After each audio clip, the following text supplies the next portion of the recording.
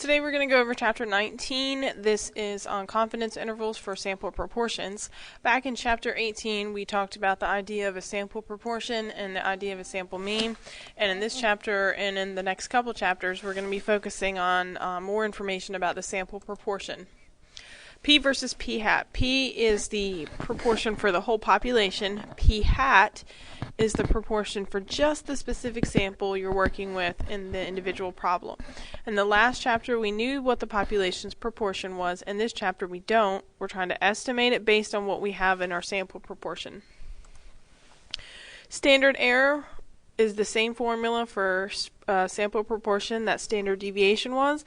We don't call it standard deviation, we call it standard error because we don't know what the population proportion is. We're trying to estimate it with a certain amount of room for error, and so that's why we changed the name a little bit. Notice that underneath your square root it's P hat and Q hat over N instead of P and Q. That's just a notational thing because technically it's the percentage for your sample, not your population. That's why it's P hat and Q hat. Here's our example. Police set up an auto checkpoint in which drivers are stopped and their cars are inspected for safety problems. They find that 14 out of 134 cars stopped have at least one safety violation. They want to estimate the percentage of all cars that may be unsafe. What is the population?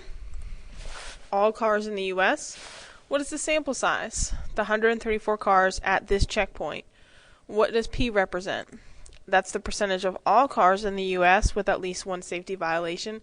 And then P hat relates to the sample. So here that's the 14 out of 134 cars in this sample, which is 10.4% of cars in this sample with at least one safety violation.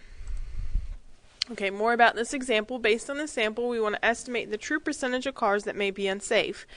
We're going to draw the normal model up to 3 standard errors away from the mean. Notice that we're calling it standard error this time. The mean here is 10.4%. We got that from doing 14 out of 134 cars. Standard error is the square root of 10.4% times 89.6% over 134. 89.6% came from everyone else out of the 100%. We had 10.4% of them with safety violations, so that means 89.6% of them do not have safety violations. Do your standard error calculation in your calculator and you get 2.6% for the standard error.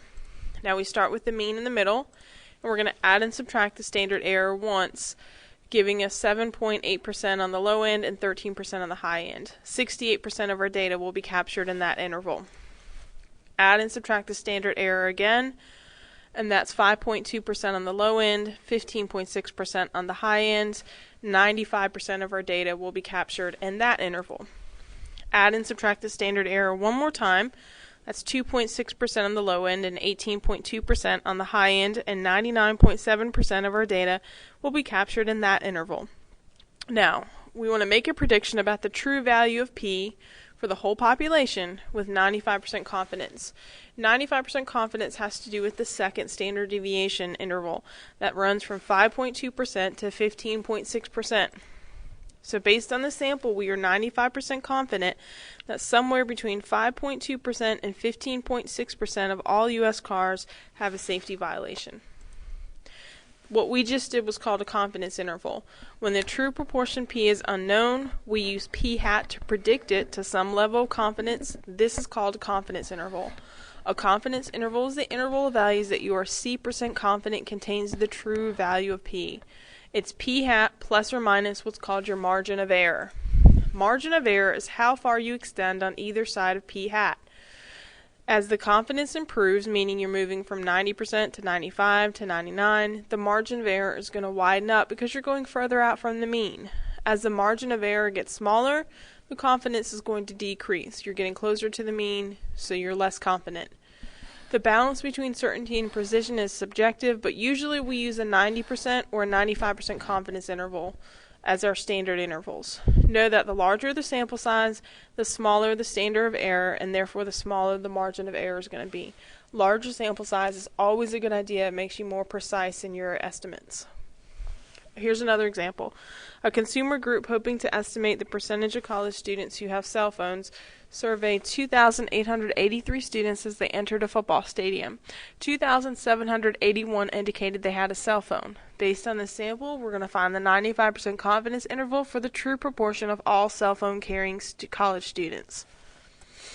Alright, our mean is 96.5%. I got that by doing 2,781 students out of the total, which was 2,883. That came out to be 96.5%. Standard error, square root of p hat times q hat over n, which is the square root of 96.5% times 3.5% divided by 2,883. That gave us a standard error of 0.34%. Put your mean in the middle of the normal model. We're going to add and subtract the standard deviation once and twice and 3 times. Now we're asked for a 95% confidence interval, which has to do with the second standard deviation interval. So we want to go from 95.82% to 97.18%, and this is the 95% confidence interval. Now it says, what's the margin of error for your confidence interval? The margin of error is how far we extend from the mean in either the left or the right direction. So you want to take your mean, which is 96.5%, and subtract either end of the interval. If you subtract the left end of the interval, 95.82, we get 0.68%. And if we subtract it on the right side, meaning we take 96.5% and we subtract 97.18%, we get negative 0.68. So the margin of error is plus or minus 0.68%. You can do confidence intervals in your TI-84 calculator. Go to Stat Test A. You want to put in X as the number of successes in your sample, which here was 2,781 students. N is the sample size, which here was 2,883 students. And the confidence level you want, which here we want a 95% confidence, so you're going to put in 0.95. Press calculate, and then you'll get your interval on the calculator. And then remember, for the margin of error, you just take the p-hat value that they give you and subtract either end of the interval. It doesn't matter which one you use because it's the same distance from p-hat to either end of the interval. It's just plus and minus. This is how we say the results of our confidence interval. Based on this sample, we can be 95% confident that the true proportion of college students carrying cell phones is between 95.82% and 97.18%. This is what we don't say. Between 95.82% and 97.18% of all college students carry cell phones. That's incorrect because you're leaving out the fact that it's based on your sample that you did and that you have 95% confidence in this interval, not 100% certainty. Those are very important pieces not to leave out. Don't forget to check the conditions. You need independence, and that here means that one person carrying a cell phone is not influencing another person carrying a cell phone. There's no peer pressure.